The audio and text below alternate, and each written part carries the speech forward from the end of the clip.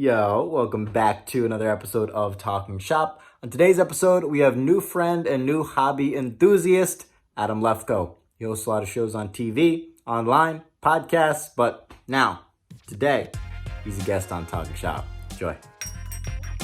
I grew up such a fan of sports memorabilia and sports cards, and I'm really excited this show is both going to highlight that as well as the awesome entrepreneurs that make it all possible. Let's do it. All right, ladies and gentlemen, welcome back into another episode of Talking Shop. Today we have a man with a very clean background. Hey, and zoom in.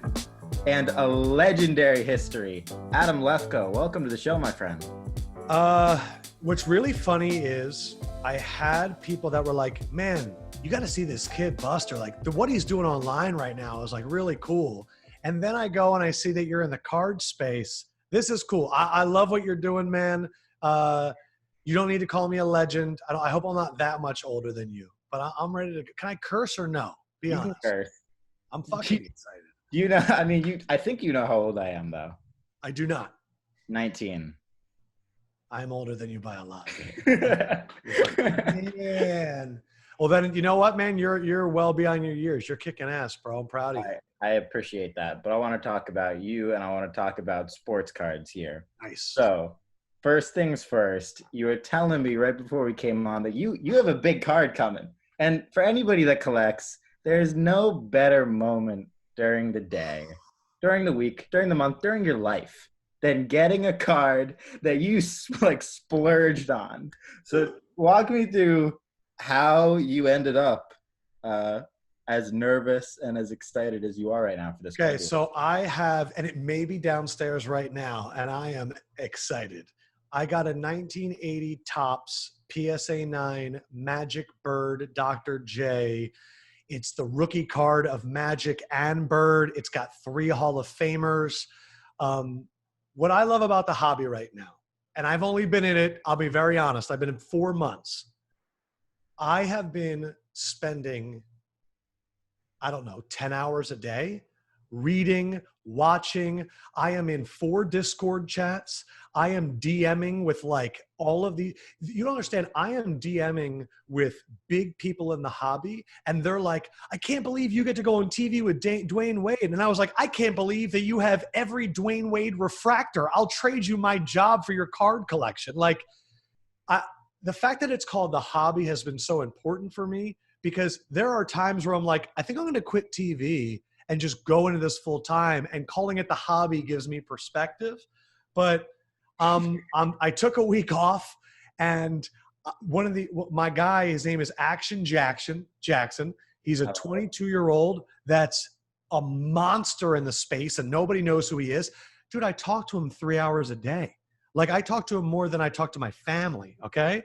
And what's funny is like this new age, everybody's going for silvers and all that. And yeah. I'm in a group chat, I'm talking to GaryVee, and he's like, vintage, vintage, vintage. Well, I was drinking rum punch all day, and I go, vintage, what's better than Magic and Bird and Dr. J? And I put in the group chat, and I was like, I like this one. I go, is anybody selling? And GaryVee goes, I'm only buying that. And I was like, I'm in. And like, I go on eBay, and I'm talking with these guys, and I somehow get off eBay, and this guy picks up, and he's like, hey, you want the card? I got the best card you've ever seen. I'm going to mail it. We're going to do it off eBay. And I'm like, so now it's my first transaction off eBay. I got registered mail, and all I need is to just hold it up. And to kind of bring that thing full circle, I know I'm talking a lot, is when I told a lot of the big time collectors that I got that card, they were like proud of me. They were like, I'm so happy that you're not doing the Prism Silvers, or you're not just focused on Luca. They're like, that's a collector's card. And I felt like I was making them proud. And that's the coolest part about this, man, is there's levels to this shit. And it was really cool to see it. And I'm excited to hold it. I love that. And I think something worth mentioning, in most cases, you don't want to go off eBay just because it is very risky.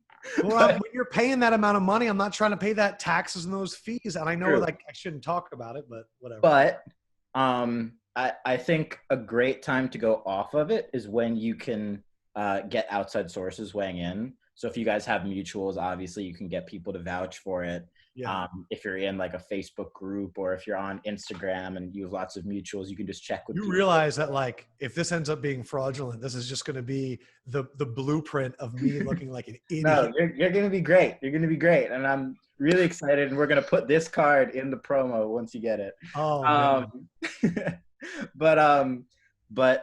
No, I mean, that's super exciting. And I think, because the whole card game works on like a respect level. It's like you have, especially the older dudes who usually own most of the shops, and they're buying the young stuff, like, because that's what the kids think is a quick flip, Right. just as much as it can be. They can also drop to nothing just as fast. But you buying something from the 80s as a brand new collector, Oh, like, it's the coolest thing ever. all right. So here, let me grab. So I went, and a lot of my stuff is like, a lot of it's newer because I looked at it. I started playing the lottery. So I'm going out and, I'm playing the game of the Tyler Hero silvers and like the Devin Booker silvers. Cause I'm like, hold it up a little bit higher so they can see it. I'm like, Devin Booker silver 9.5. I'm like, when he goes to the Knicks, that's going to be great. Oh, that's a nice card now. And then you want to know who I think is being slept on? This guy, Bradley Beal. Bradley Beal. He is a beast. So I got into cards in March, 3 days before coronavirus, because I went on a double date with Gary Vaynerchuk because I was in a karaoke contest at Super Bowl and he was a judge. And I came up to him and was like, hey, thanks for the 9. He's like, let's do a date. Let's do a double date. Blah, blah, blah, blah. And I was like, okay, calm down. And he walks in, and the first thing he says to me is, and like, I'm going to get to the camera the way he got into my face. And he was like, I know this is going to be a great dinner, but I need you to know that if you don't leave here after 3 hours getting into sports cards, I failed you. And I'm like, okay, Gary, calm down. And I bought a LeBron, which is like, this is the hottest card on the internet right now. You bought a Topps Chrome, rather. Yeah. Bro, we're recording this on Wednesday. I'm seeing him selling for 15 for a base. But I buy it, and then coronavirus happens. And I'm sitting there going, I'm an idiot. Like, what a dumb time to get to put my money into something like that. You did it at the very beginning of March. Yes. March 9th is when I bought it. The NBA shut down on the 15th, I believe. Yeah. I think, well, the NBA shut down on the 11th or the 12th. Oh, really? Uh-huh. Oh, wow. And then about a month ago, GaryVee texted me and he goes, have you looked at the card prices? And I look back and they're like nearly double. Because I got a Luka, I got a Trey, and I was like, this is cool. I was like, wait, what? Diversified. Yeah. And that's when I threw myself into the point where, like, I'm not going to bed until 3 a.m. But it's not just been buying, it's been like watching YouTubes and reading and talking to people because it's fun, man. Like, and the thing that Gary said to me, man, that I know that you will appreciate is, he goes, Adam, he goes, this is your job. You talk about sports. He goes, what if you could bet on your own takes? And if they're right, you hit big. And I was like, well, what's like Lamar Jackson going for? And because I predicted before the season that Lamar Jackson would have a blow up year and that the Ravens would be the #1 seed in the AFC. And when his cards were selling for 70, if I could have bought them there and invested in my take, that's all I needed to know about what this could be. I don't want to be a flipper that's just trying to make money. It's like, no, I believe in my takes, and I want to make my roster of people that I believe in, you know? Put money into what you believe in. And it's a lot more fun putting it into a player, especially, if you have a relationship with them or you've spoken to them before, their trainer, like you get Bro, that's what's killing me. More exciting than buying Facebook. I'm texting. I'm over here, and on my podcast, I really believe we were the first podcast to say that Patrick Mahomes coming out of Texas Tech could be the next Brett Favre. I mean, we said it I have the tape. I have the tape. That's so And cool. like the Minnesota Super Bowl, I have Yeah. video. I sent it to Mahomes' agent the other day. Mahomes is sitting at a table the year where he sat behind Alex Smith and nobody came up. They didn't know who he was. Wow. And now to see what it is, if I could have invested in Mahomes back then, it's the hardest thing about the hobby is not getting jealous of other people's collections and when they got it in. That's the hardest. You want to hear a crazy story about this Yeah. show? We had Jeff Heckman, who was, first off, Topps 2020. When before it even came out, somebody hit me up to help with the marketing for it. They hit me up to help with the marketing. They offered to connect me with every artist. I said, cool, let's do it. Like, let's get some of them on the show. Like, let's do this and that. That's awesome. And they're going to send me all this video. I didn't think once to buy a card. I was told before Topps 2020 came out that this was going to be a cool thing. Like, da-da-da-da. Then we had the guy who came up with the idea on Talking Shop. I still bought none. I bought 0. Those Ben Baller cards are so awesome. They're so sick. I actually did buy one since then, but like literally at the very beginning, before it launched, I got the insider scoop and didn't follow through on it. But I think just as much as that's true, it's like it's part of the fun. Like I also have my story of like buying a Giannis Prism rookie for $1 at a show in 2014. Wow. $1. What made you even, how the hell did you even know who he was? I mean, he was a top 15 pick. Yeah, but like I remember he went and people were like, that might be a stash. He might not come over. Also, how do you say his last name? But for $1, I guess there's value. That's incredible. I mean, also Prism at the time, it wasn't what it is now. It was all about like the old Upper Deck patch autos in like 2013 because Prism launched in 2012. So that was second year Prism. It's, to me, I love the 2012 Prisms. I try to keep the guys, like the ones that I showed you before, to me, I don't feel any emotion to them. That was me getting into the hobby and being like, I think these guys could explode soon. These are investments. But like, there's a few guys that I really love.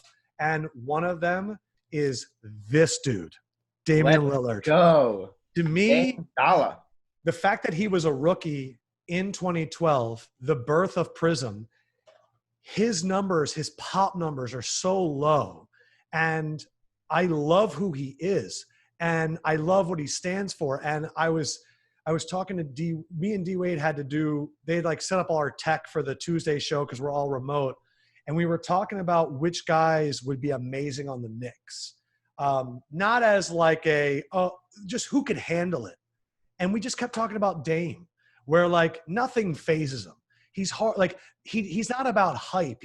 I just love the way he plays. And that to me is the coolest thing is like, I really want to like, before I go on TV to like look at a Dame and be like, that's your mentality.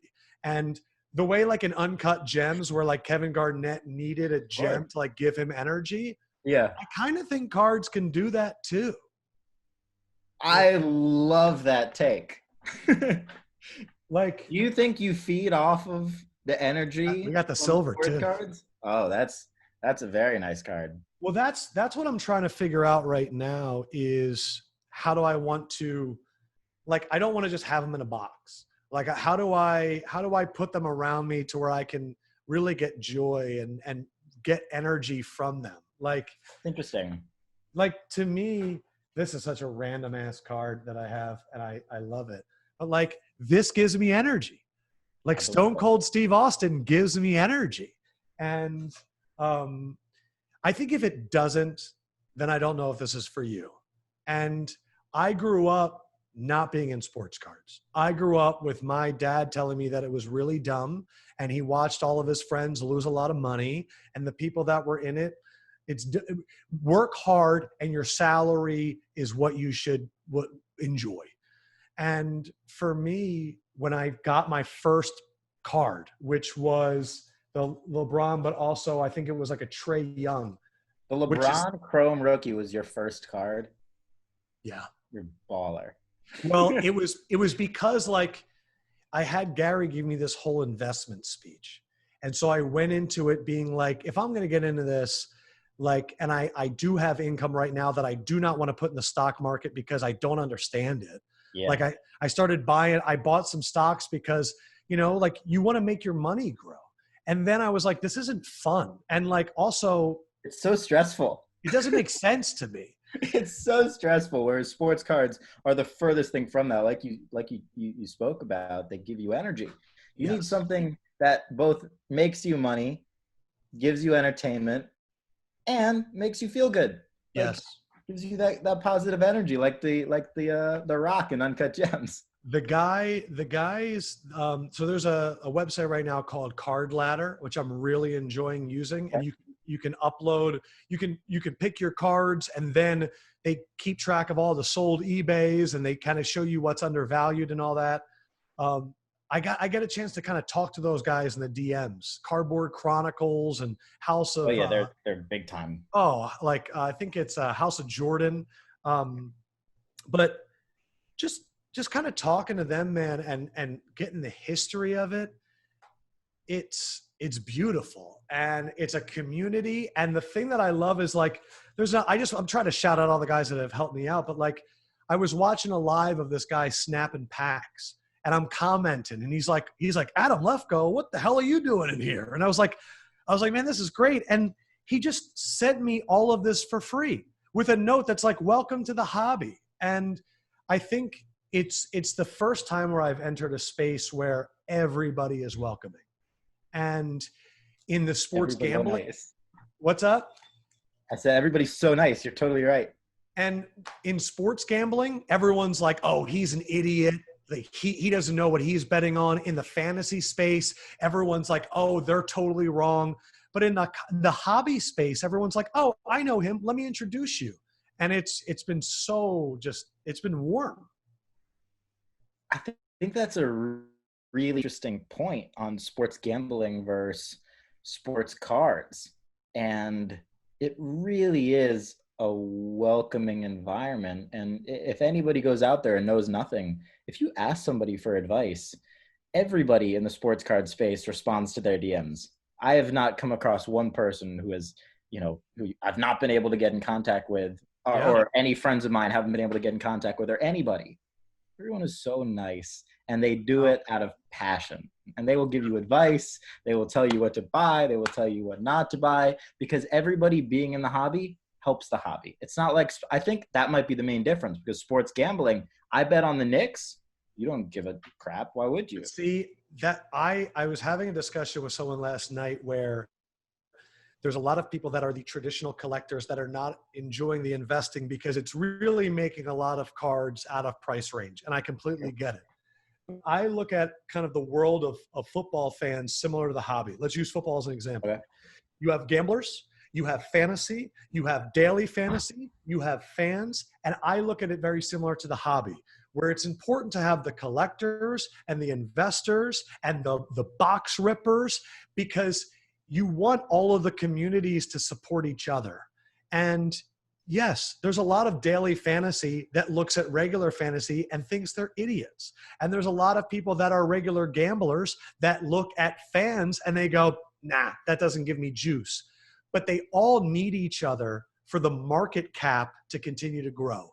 And the thing that I can tell with people that are really loyal to the hobby is, don't come in here, act like you give a shit, flip, and then get out, because all you're doing is outpricing me. But if you're going to be in this for the long haul, welcome. And I think don't come in my house and step on my couch and then be like, thanks for the invite. Be gracious. And I just think it's a good lesson for everybody. Do you know of any players or athletes that have bought their own sports cards? I know that there's a number of players that I don't think understand what's happening, but when they are asked to sign a lot of stuff, they take some and they give it to like their little sister. And so they have these collections and I don't even think they realize it.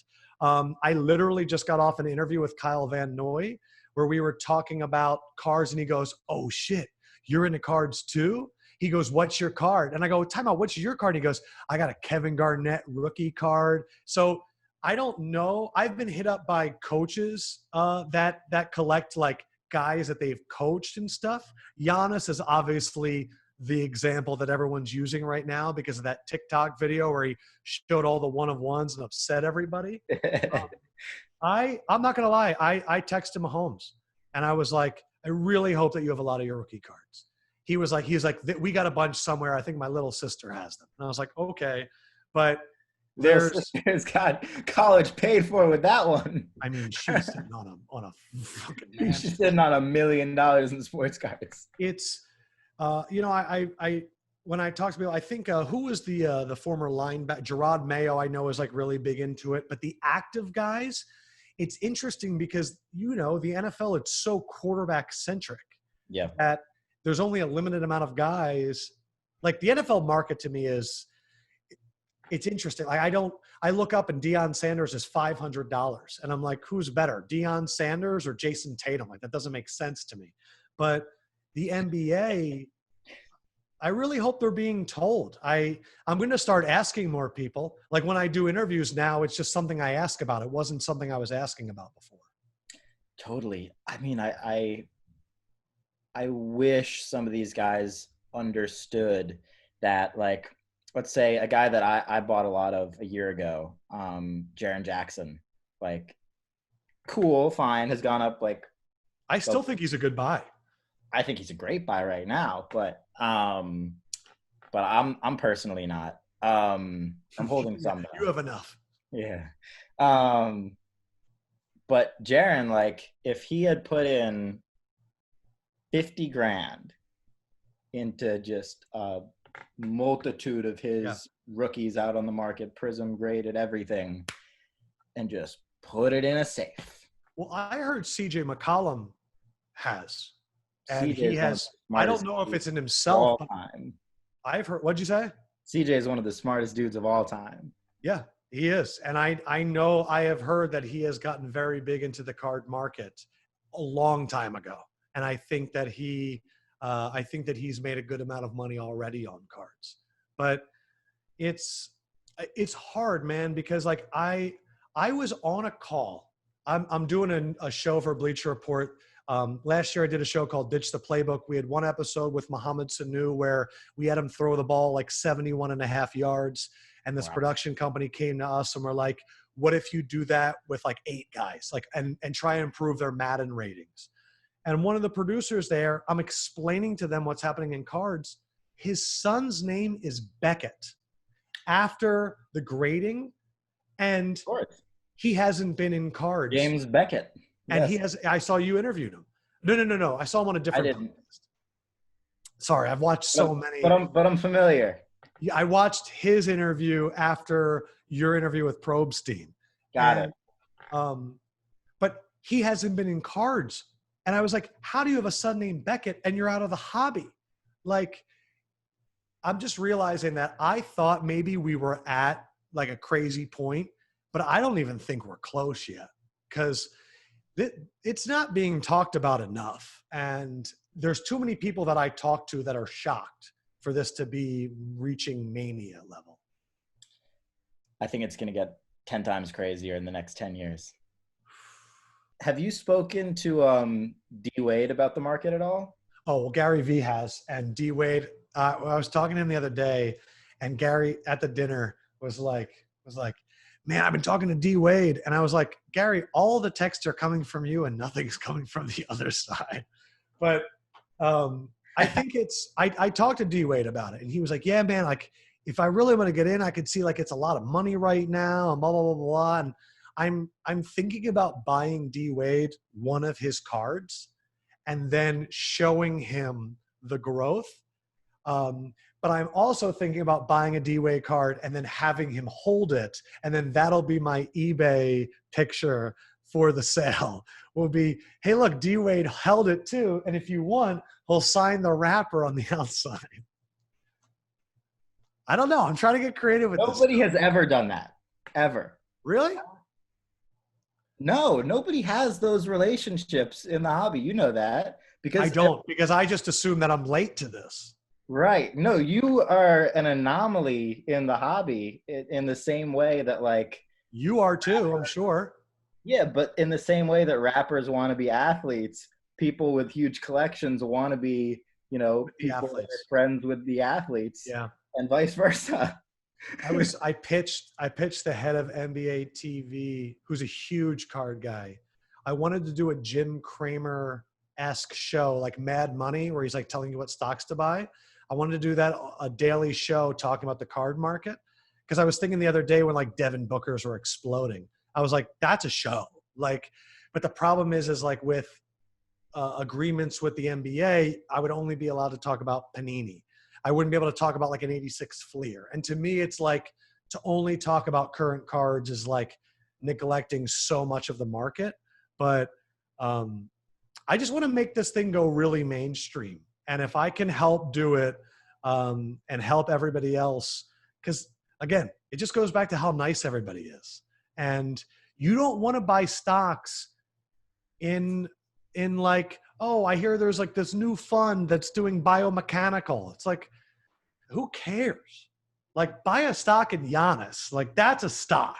But I don't know. I'm totally with you, and I think everybody else is too. Last question here. What advice would you give to our viewers who are either just thinking about starting, getting started in the hobby or are already in it? What would your best advice be to somebody just getting going? I think let me do, because again, for somebody like me who's been in this for 3 or 4 months giving advice, I don't want to act like I know what I'm talking about because I have so much to learn. So that would be my first piece of advice. Don't think you know what the hell you're talking about, because there's levels to this shit. You might look at a pot report and be like, hey, there's only 99 Luka golds. And it's like, well, guess what? There's like 8,000 different types of Lukas right now. Like the pot report for Luka is like 11,000. I didn't realize that early on. I thought I was getting a really cool card. So don't assume that you know anything. 2, like, don't be afraid to ask questions. Like, I don't think anyone out there is going to think you're dumb. Number 3, you need to do the work. Like, you need to go on Cardboard Connection and read about the best cards for this guy. You need to like go on to these groups and like admit that you don't know things and just like listen. To the people that are like the veterans, I would say, don't be afraid to help people, because it's only going to help you in the long run. And like, you're going to create connections where my guy Action Jackson gave me a lot of information, and then I went and bought a lot of cards from him. So like, he got stuff back. But to the people coming in, it's a lot of fun. But I would really say, when you get that first package, if it makes you feel a type of way, this could be something for you. When you open it up and you look at it and you're staring at it and you're feeling it, if it doesn't make you feel something and you're kind of coming into it only from an investment strategy, it might not be for you. But for me, it just hit me in my chest. And I think it's important not to think you know everything, never stop working. And my only other advice would be, don't do it 24/7, because you will, and it will go from a hobby to a job. And my new rule is I can only really start looking at eBay when the sun goes down, because otherwise it'll take over my life. So be prepared for that. Well, I love that. My man, keep getting these superpowers from the cards. I love it. What would you say is one card that you have that gives you superpowers? It's a lot of the stuff. It's super random. I really like game worn patch cards. Gotcha.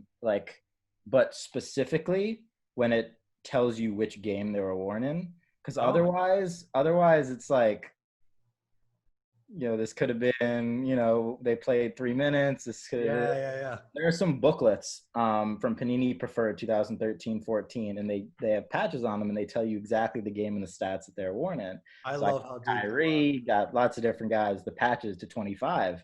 And I just think I have LeBron, Curry. They're just like the coolest things ever. So right now, that's what gives me excitement, as well as, and this is a whole nother subject, Pokemon. Oh no, Starting to give me a little bit of buzz as well. You are in the era of Pokemon. I was in the era of Magic the Gathering. Like, the stories of the Black Lotus and like trying to find like that card. Like the Black Lotus, I think is like the Mewtwo of Pokemon of like the super, I don't know if that's accurate, or like the red cheek Pikachu or something. Charizard is the one. Charizard. Yeah, Charizard is like the holy Charizard is like the Honus Wagner. Pikachu is like the Michael Jordan. For me, the divide in the hobby right now is about silvers. It's about the young people are coming in, and I don't know if they're, when I say young to the hobby, are coming in, and I don't think they know exactly what to get. And so they're seeing a lot of Prism silvers, and they're like, that's a good investment. And I don't think they're looking at the pop reports at all or kind of understanding where the value comes from. But they're also the ones that they're selling and buying the most. And I don't know if they're ever going to learn, like the contenders and the rookie patch autos and the exquisites and the ultimates and all that. I don't know if they're ever going to get into it, but I also know that like that's the evolution of it. Like how would you handle that divide? Because it does seem like it's divided right now. The answer is all. I don't think a day comes where Prism Silvers just drop off because of how many people like them and also the aesthetic of the card. It's got that same Topps Chrome vibe. Yeah, it's just the dopest looking card. Yeah. Granted, though, like it's pretty scary when you look at the pop numbers on a Giannis Silver Prism rookie to a Zion Prism Silver rookie. It's like 20 to 30x. I know that everybody wants to kind of, like you did, get that $1 Giannis and then watch it rise and just laugh your way and have a great time. And everyone's trying it. Like I see it in baseball. No skill in that. Yeah, nice. But everybody wants to get it on the ground floor. But the numbers of these cards that are being produced in these different variations, and there's so many of them. And then I look at these legends that have already accomplished it. Like this to me is my biggest example. I know I'm going over, but like this card should not be even close to this card. Mm-hmm. Like Kyler Murray and Russell Wilson, Kyler Murray's best case scenario is to be Russell Wilson. Like this should be a lot more than $100 than this one. But I also know that the hobby's about selling hype. But so all clout and hype. That's all it is. But I'm like, here's Russell Wilson. He's married to Ciara. He's got a kid whose dad is Future. Like, there's a lot of hype there. I don't know. Like literally a guy who you've never heard of as an average NBA fan's autograph is cheaper than Hall of Famers who retired 7 years ago. Yeah. Like, what do you think happens with that?